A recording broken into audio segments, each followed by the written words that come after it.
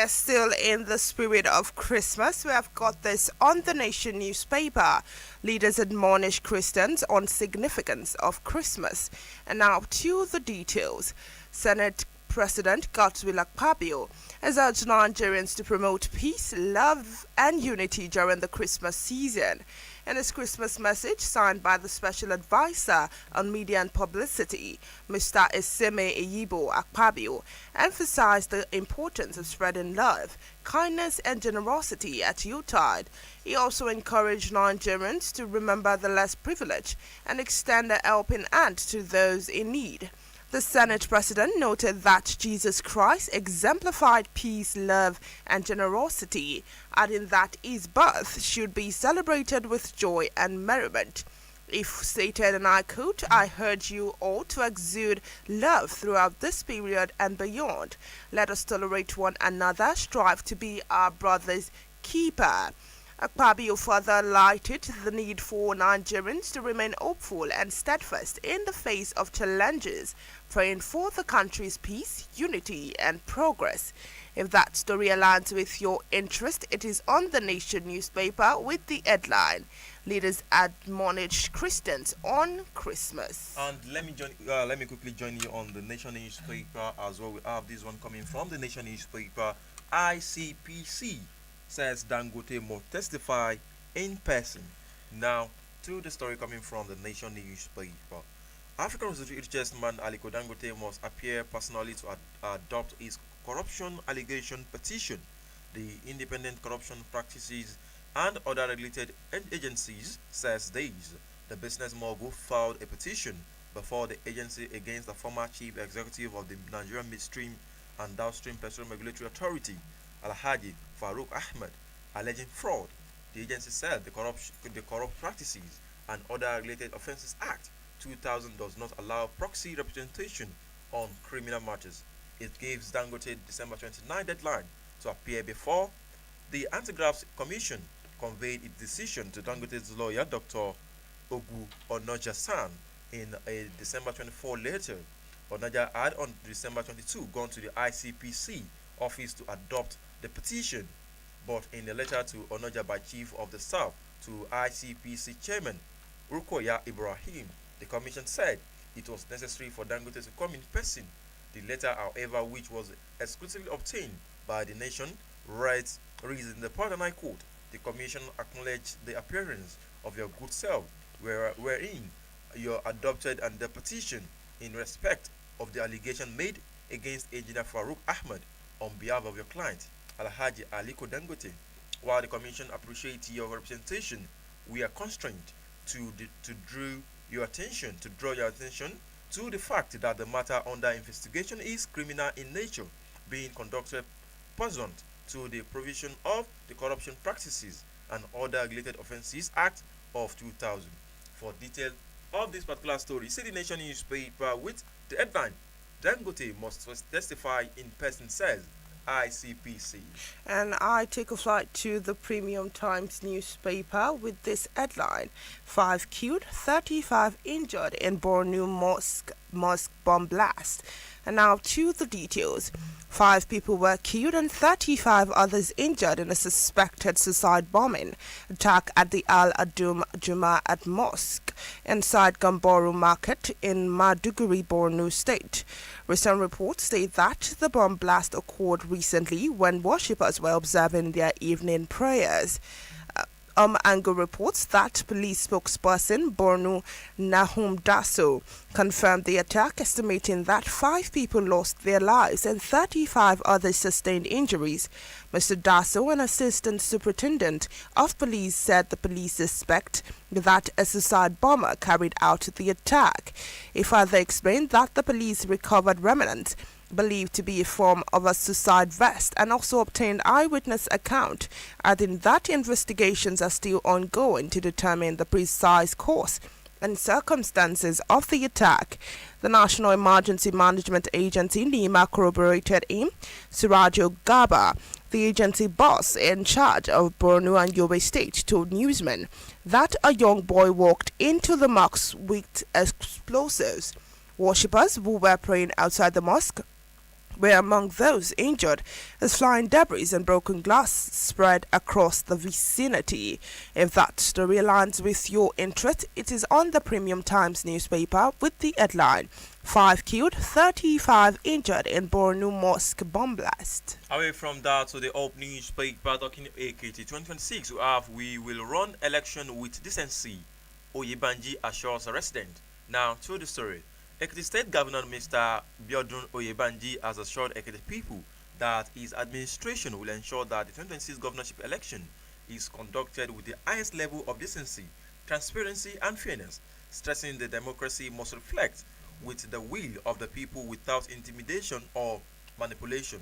The governor who gave the assurance during the 2025 Ekiti State Governor Carol service at the Obafemi Awolowo Civic and Convention Center in Ado Ekiti maintained that his government would not allow any form of violence or action capable of disrupting the peace of the state before, during, and after election.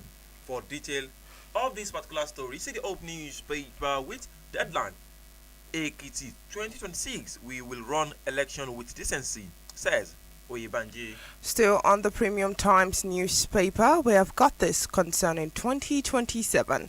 Tinubu inaugurates APC Conflict Resolution Committee. And now to the details. President Bola Tinubu has in Lagos inaugurated a committee on strategy, conflict resolution and mobilization to resolve conflicts within the All Progressive Congress as it approaches the 2027 general election. The committee, which comprises party governors, members of the Federal Executive Council, and other notable stakeholders, is chaired by the governor of Yobe State, Mai Balabuni, and Muiz Banire, a former legal advisor of the APC, as a member secretary. Other members include Adamu Alero, a senator, chairman of the Nigerian Governors Forum, and Governor of Kwara State, Abdulrahman Abdulrazak, chairman of the Progressive Governors Forum, and governor of Imo State, Hope Uzodinma. Governors Aisant Aliyah of Benue State, Umar Namadi of Jigawa State, Basi Otu of Cross River, Abiodun Oyebanji of Ekiti, and Sharif Oborewori of Delta State. Governors Obasani of Kaduna, Simnalai Fubara of Rivers, Minister of Marine and Blue Economy, Adegboyega Oyetola, Minister of State for Defense, Bello Matawale, former governor of Kogi State, Yahaya Bello, and senior special assistant to the president on political affairs, Ibrahim Masari, are also members. If that story aligns with your interest, it is on the Premium Times newspaper with the headline Tinubu inaugurates APC Conflict Resolution Committee. And with that, we've got into the time where we give our in-house analysts the opportunities to share his own 1 cent of the news-making stories in Nigeria and beyond. And before that, we would like to go on a short musical break. When we come back, we'll give you the analysis on the edition of today.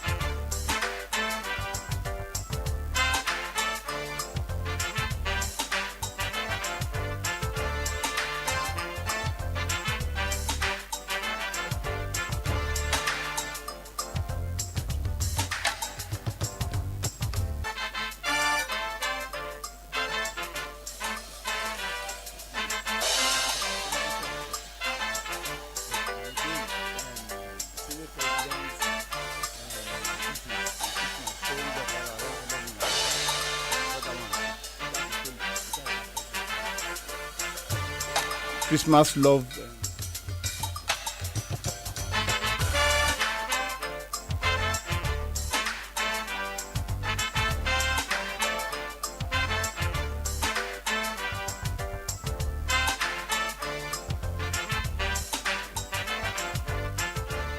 And on that note, we welcome you back to the second segment of the program for today. And we'll be welcoming our in-house analyst as well, and we'll love him to share his own 1 cent on the program as well for you guys today. Everyone listening to all, wherever you are. And before that, I would like him to just give us his little bit information about himself and also your own little bit message to our audience listening at home. Because today is Christmas. Christmas is all about celebration. Exactly. And once more, good morning to everybody listening to us. I name my humble self, Akin Adebayo. I'm the internationalist for iPower 102.7 FM Imrele Owo. Well, as Ini has rightly said, and Alawai, I would like to say from this point that we are wishing every one of you a very happy Merry Christmas and Happy New Year in advance. Most importantly, we should celebrate it in the best way we think we can. We should not, because of Christmas, go run into debt or New Year. There is always room for better Christmas. So we should just do it at the level at which we think we can afford it. Not overstressing ourselves, not overburdening ourselves. Just make sure that we enjoy this Christmas. But to our motorists as well, commuters and commercial operators, you should equally drive with gentility. This is not the time for you to start making money. The money you could make from January, it is now to make it to December. So please, everyone should just apply necessary caution in making sure that we all enjoy this Christmas to its fullest. Once more, I'm wishing you a very Merry Christmas and Happy New Year in advance from iPower 102.7 FM. Even you can see that Christmas celebration is already going.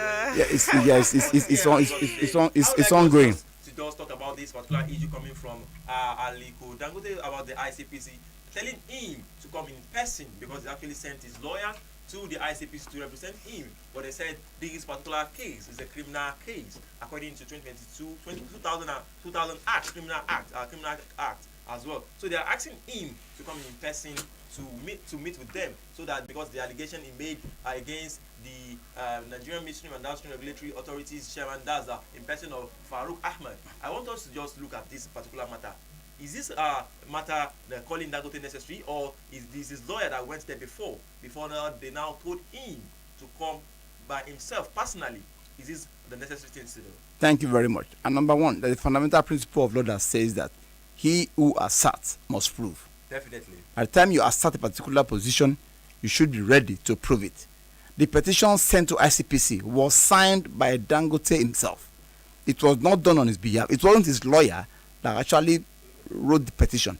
He was the one that wrote it by himself, and he signed it personally by Dangote.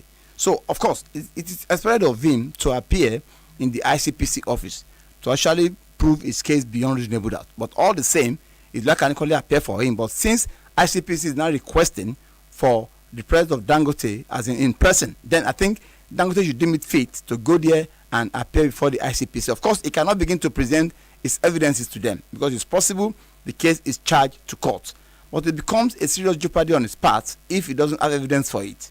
Because then the chairman of NMPDRA, in person of Farouk Ahmad, should be ready to sue. Might probably want to sue him for libel or defamation of character or person, as the case may be. So Dangote, as a matter of fact, should be ready to make sure that he presents his evidences before the ICPC, and if peradventure the case is taken to the court of competent jurisdiction, he should probably be ready to present his case, his evidences in the law court. He was the one that actually petitioned him, so he's the principal witness to the petition he wrote. He should now come to the Nigerian populace and explain to them how he was able to come about the evidences of that person, because we are talking about a petition that has cost this man his job.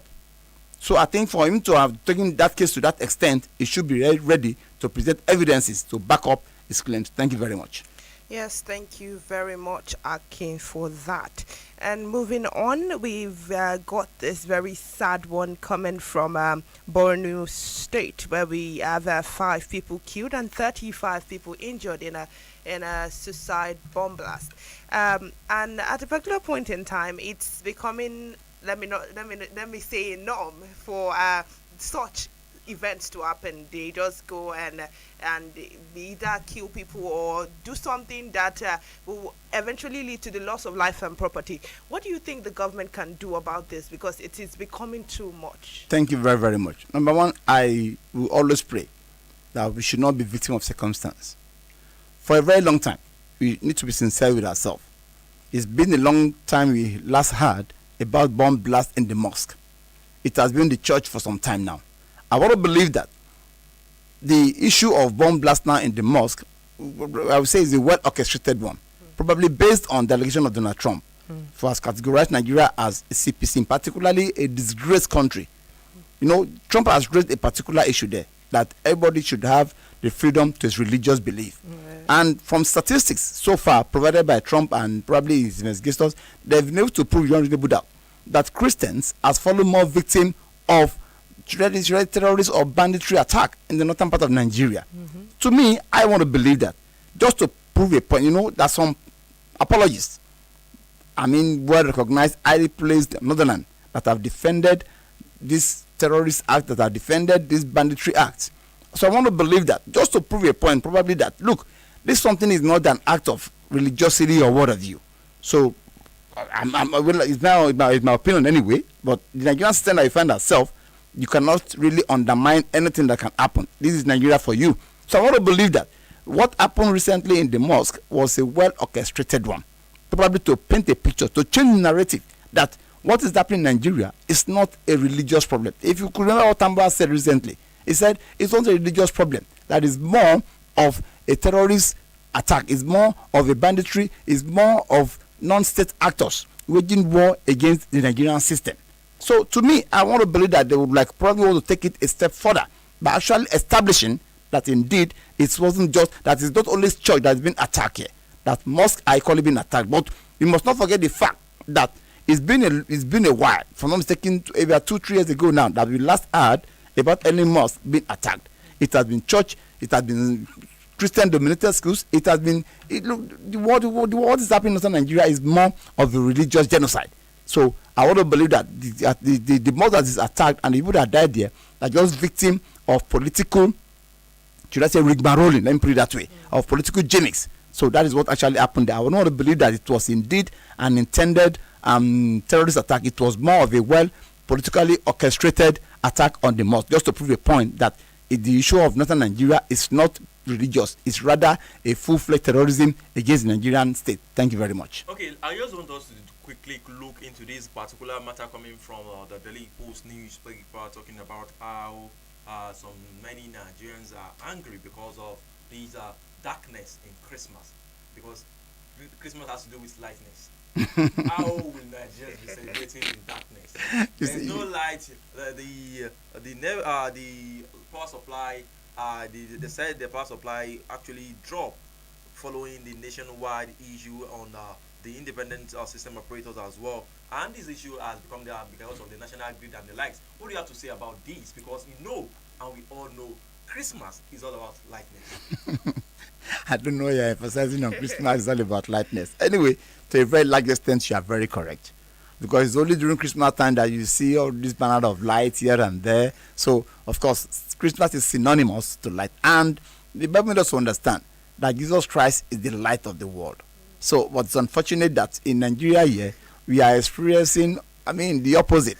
But you see, the issue of electricity, epileptic electricity supply and what have you, is synonymous to Nigeria. I must be sincere with you. But lately, I must confess and I must equally commend the present administration. Epileptic power supply has reduced to a very minimal level. It should be sincere with ourselves. There has been a reasonable supply of electricity all over Nigeria. Well, apart from probably states or communities that are having issues with maybe the transmission or cable or what have you. But lately, I can beat my chest that no, there has been a reasonable level of high electricity supply. But now, why are we not having this issue now, particularly at the time like this? Thank God we are not having issue of petrol queue that we used to have before. But now, you see, that is the Nigerian system for you. Look, like I've always said, I'm a Nigerian, and I know one thing about Nigerian. There are so many saboteurs everywhere, virtually in all ministries, departments, agencies, virtually in all sectors. Why there has not been this glitch of electricity glitch for some time now? Why is it happening now? So I want to believe that, well, it's best known to them, but I just want to come to conclusion that, well, having the issue of epileptic power supply is always synonymous to the Nigerian system. So I think it's not left for the Minister of Power, in person of Adelabu, to now make sure that there is a quick supply of electricity. I mean, whatever might be the problem, that is why it's there. It should be able to live up to the responsibility as the Minister for Power. So it should make sure that anything that could have caused the glitch, then it should fix it and let there be electricity supply. We cannot be celebrating Christmas in darkness like my colleague has just said, because Christ is synonymous to light. So if now, but unfortunately we've done that now. So, but you should not allow the same thing to repeat itself back in the new year, because we want to usher ourselves into the new year in with light. With brightness. So the Minister for Power should make sure that he do the needful by making sure that there is return back of electricity supply in the Nigerian system. Thank you very much. Yes, thank you very much for that, Akin. And to reach out to us, you can call us for comments and contributions on the studio lines 0816 552 4699. The numbers again 0816 552 4699. You can also reach out to us on 08132 747 339. That number again 08132 747 339.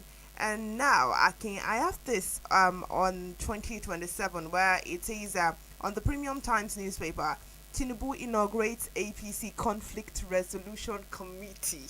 And inside this committee, we can see big names. We can see the Governor Basani of Kaduna. We can see Siminalayi Fubara. We can see Minister of Marine and Blue Economy, Adigboyega Oyetola. We can see the Minister of Defense, Bello Matawali.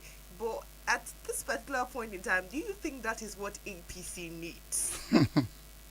Well, number one, when it comes to the person and personality of our president, Bola Ahmed Tinubu, is a political technocrat, is a political strategist.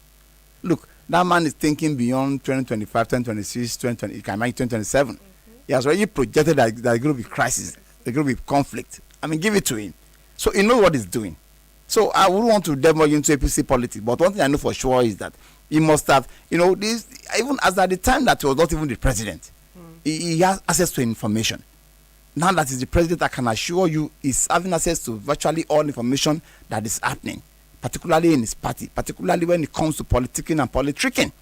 So for him to have set up that committee comprising those personalities that he just mentioned now, except for Matawali, that is the only issue I'm having with what we call the committee. By now, Matawali should not even be, should have been covered questioning. This is the man that, so many issues have been leveled against him, as alleged anyway. But he should have ordered him to go for questioning. And that is where at times I have issue with the president. He is too political in his approach to national issues. And by the time you come to political, there is no how you will not bend some of your principles.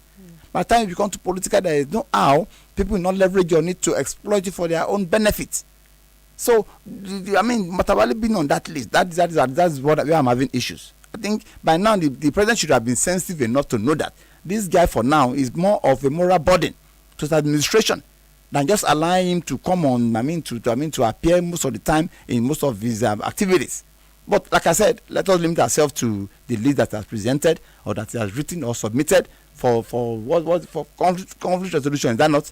Yeah. So he must have been anticipating kind of conflict after 2027 election. And like I said, give it to him. He knows what he's doing. He's a political technocrat, let me put it that way. He's a political juggernaut. He's a political strategist. So just give it to him. He knows what he's doing. So I think you should just allow him to do whatever he wishes is his party. So that's just my own submission about the whole thing. Thank you very much. Thank you very much, Akin, for comments and contributions. You can reach out to us on 0816 552 4699 0816 552 4699. You can also reach out to us on 08132 747 339 08132 747 339. You can also watch us live on Facebook, Instagram, and TikTok at iPower1027 FM and on X at iPower1027. And with that, we would just take this last question from this one coming from this particular paper we are having for you today from iPower 102.7 FM at Emurele for Ondo State. Let us just talk about this particular issue of coming from Osun State. The Osun State Governor Ademola Adeleke moved to defected to another party. That's the Accord Party now, and this one is coming from the Accord Party chairman that moving of Adeleke from the from the PDP to the AP is now giving AP momentum nationally. Like people are knowing them more, people are trying to come in, people are coming into the party now. What do you have to say to this particular issue? And because coming 2026 there will be election in that state as well. Thank you very much. Number one, like I've always said, the governor are very, very powerful. The entire state governors makes up the president. Like I said, if the governor decides today to say that the president will not win the election, I can assure you is going nowhere. And that is why you can see the president now so being joyous that many governors are decamping to his party. So of course, the very minute any governor of a state, and the governor is the chief executive of that state. The governor is the chief security officer of that state. The governor is the chief financier of that state. Every appointment the governor knows about it, either at federal level, at state level, at local level. The governor, they are so. In fact, the power that the governor is wearing is so enormous. So what are we talking about? The very minute a governor goes to a party that is not formally in existence, if a party that is not popular, of course, do you expect? Of course, the party become being popular overnight. That is just it. So I'm not surprised that Accord Party is gaining such momentum in Osun State. Accord Party is now being recognized nationally. A party can be there for years without, the original owner of that party happens to be, Oba Rashid Ladoja, now the Oba of Ibadan. Do you understand? But now for Adeleke to have come to that party, and recently his cousin, or let's say his nephew rather, Davido, equally come to that party with you. I never know if Davido is a carry member of any party before, but he said he's joining his uncle. Wherever my uncle goes, I follow. He follows. So we are talking about Adeleke, and Adeleke is in Osun. Apart from the one that is then as the governor, their grandfather happens to be one of the most prominent person in Osun State. Now, not talk of his elder brother Sherubawan that is succeeded in the Senate. Not talk of Adeleke. Not talk of the Davido's father. I've forgotten his own name. They are juggernauts in Osun State. When you mention Adeleke in Osun State, when there's sneezes there, you catch his cold. So for him to have come to the party, I'm not surprised that the party is gaining momentum, not just in Osun but nationally, because of the kind of person that is going there. I'm talking about the governor. If it were to be a senator, out of the member that they come to any party, he cannot be as popular as the governor. An average party an average political party knows and understands the import of having the governor on your side. And that is why you see the PDP, even despite the fact that Adeleke has jumped ship from PDP to Accord Party, they are still saying that they are going to support him in the next election because they know that he's still their candidate. Now, as we speak now, PDP yet to even have they are yet to have a candidate. They are not saying that Adebayo, what's his name, maybe Frayo, is not their candidate. Adeleke remains their candidate. But Adeleke is not flying on the platform of PDP, rather, he's flying on the platform of Accord. We are talking about the power of the governor in any state. So I'm not surprised that the AP and the Accord Party is gaining momentum, not just in Osun but nationally, because of the personality of the governor that has jumped ship to that party. The very minute any governor goes to a party, it adds value, it adds momentum, it adds prestige, it adds popularity, it adds acceptance to that party, no matter how irrelevant you think the party may be. Thank you very much. Thank you very much for your contribution on that. And on that note, we'll call the short, we'll draw a curtain for today's on this episode of In the Papers. And we would love to thank our listeners who has been there for us every day, every time. Because of you, they are calling us the pride of the people. And we are your pride, and we are proud to be your pride as well. And on that note, we're saying a Merry Christmas, Merry Christmas to you, and Happy New Year in advance, and a very good morning to you all our listeners. I am Abdul Razak Alawaya Umi East. Inyolua Adekoya. You have a pleasant morning and a Merry Christmas to you. Merry Christmas.